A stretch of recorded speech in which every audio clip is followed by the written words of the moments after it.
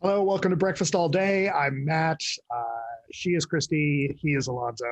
Uh, the Sound of Metal is coming to Amazon or is out on Amazon already. And Christy's going to tell you all about it. I am. I love this movie. This is maybe going to end up in my top 10 lists. You know, it's definitely one of the best performances of the year, I would say, from Riz Ahmed. He stars as a heavy metal drummer named Ruben. He and his girlfriend, played by Olivia Cooke, sort of live gig to gig, and they've been together in this band for several years now, but they've not really made it big.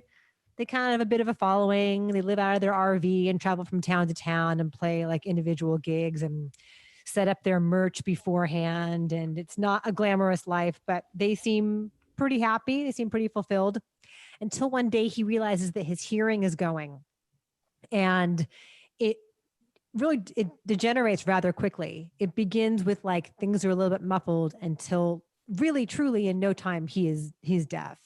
And it's all about how he deals with that and how disorienting it is and how frustrating it is and how it totally jeopardizes his career and relationship because he needs Well, to be able to hear and be able to hear her. and his sobriety, right? Because There's he's that also too. a recovering heroin addict. I was going to mention that he's also a recovering heroin addict. And so that brings up an interesting other wrinkle in that he doesn't want to relapse. He's feeling weak and he needs something, you know, that's familiar. And the place he ends up is totally fascinating. And this is again, none of this is a spoiler. It's on the trailer. He ends up in a place for, it's like a sobriety house for people who are hearing impaired, and it's how he puts his life back together. So just from a storytelling and a performance perspective, it's so singular. I have never seen the story before, and the performance is so raw and so visceral, and the way that writer director Darius Marder like puts us inside of it, it's so intimate, and so much of that has to do with the sound design because we are inside of his head. We are quite frequently experiencing what he's experiencing as far as like the way the hearing changes and the way the muffles sound. And the whole thing is closed captioned so that people who are hearing impaired can also watch it and also follow along and see a story that might reflect some of their own experiences. And I was just blown away by it. It could have been mawkish and it never is. There's always an edge to it and a truth to it. And you really feel Riz Ahmed really makes you feel his panic, but you also feel the kind of fledgling hope and like the clawing forward towards something and then experiencing a setback, and the way his relationship with Olivia Cooke evolves is really interesting. I just dug this. I've just never seen anything like it and I loved it. Yeah, Riz Ahmed is terrific in this. And if this movie doesn't win Best Sound at the Oscars, then there Totally. is no justice. Yeah. Because one of the things that happens is you go inside and outside of his hearing, right? Sometimes you're getting what he hears, and sometimes you're just getting the real world. And you know that, and they use that to very surprising effect. Sometimes there's that dinner scene where all of the deaf folks are sitting around and they're all talking as they eat, you know, with sign language, and it's presented the way that Ruben hears it, and then suddenly, like we cut back and we hear what the sound is actually happening. It's like, holy shit, they're all really loud, right? Which Because is they're animated, they're excited. because they're animated. Yeah, this movie, I really, really dug where it was going. I thought it was fascinating, and I really liked that the story, like, it never was obvious. You're right; it could have been really mawkish, but it's very matter of fact because it you know, the stuff it captured about kind of the 12-step language, I thought rang really true.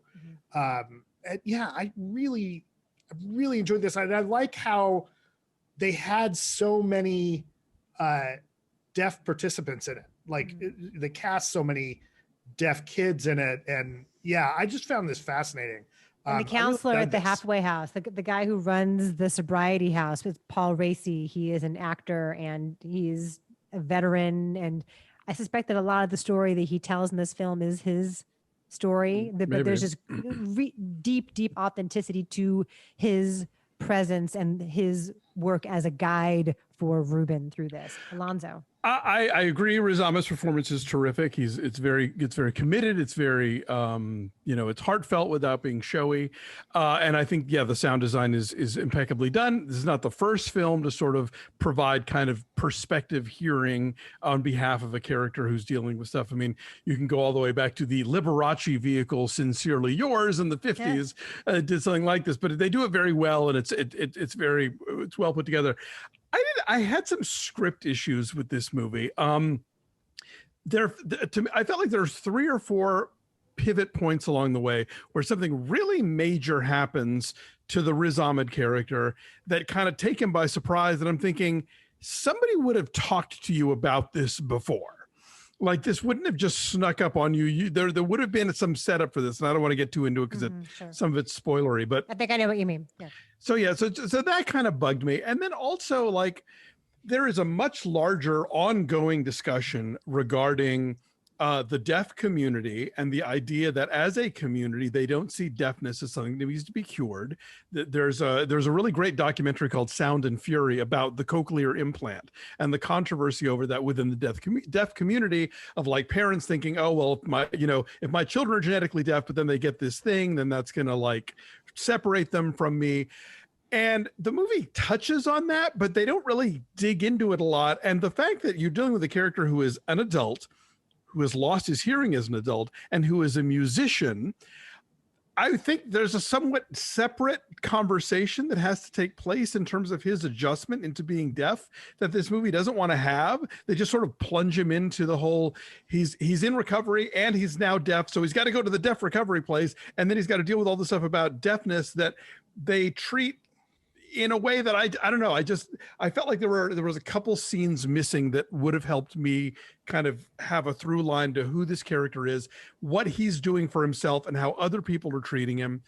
I don't know. There were things about that I was like, I kept kind of going, wait, what? How are we? Yeah. But overall, yes, there's a lot that's good here, and Riz Ahmed is top of that list. I don't know that I agree with you about adding extra stuff in the cochlear implant, because I felt like I'm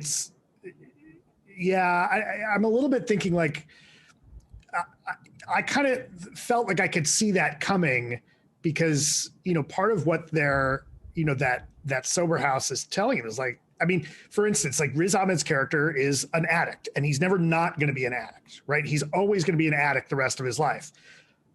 And their attitude is like, you're deaf. You're going to be deaf. That's not a thing to fix. You're just deaf. You just deal with it, right? And you learn how to be deaf. And, even that's one of the first things that the guy tells him is you have to learn, your assignment is to learn to be deaf. And he struggles with that. It's to learn to be still, which I think is something else entirely. And I mean, that's part of it for sure. And I think it's not just to learn to be still. It's not just to learn to be still. Like when he writes on that board, remember, he says, learn to be deaf. Right before he tells him to be still. True.